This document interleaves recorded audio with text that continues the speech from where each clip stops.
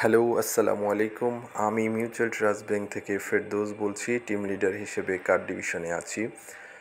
আজকে আপনাদের সামনে একটি অফার নিয়ে কথা বলবো, যেটি হচ্ছে ইবিএল ও এসসিবির ক্রেডিট কার্ড হোল্ডার যারা প্ল্যাটিনাম কার্ড বা তার উপরের ভিসা সিগনেচার, টাইটেনিয়াম বা ওয়ার্ল্ড, ইনফিনিটি যে কোনো কার্ড ব্যবহার করে যেটা লিমিট 2 লাখ প্লাস আছে, তারা চাইলে মিউচুয়াল ট্রাস্ট ব্যাংকের একটা ক্রেডিট কার্ড নিতে হবে। তবে শর্ত এখানে, কার্ড নিতে পারবে যারা জব করেন, কোনো ব্যবসায়ী এই সুযোগের আওতায় পড়বে না।